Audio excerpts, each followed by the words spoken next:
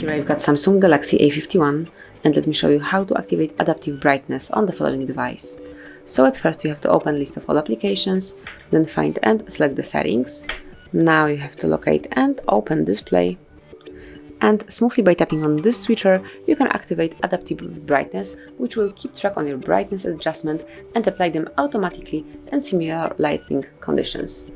So as you can see, it has been already changed to the current conditions, and then it will be applied to every conditions that we are currently in. So that would be all. This is how you can activate adaptive brightness in your device.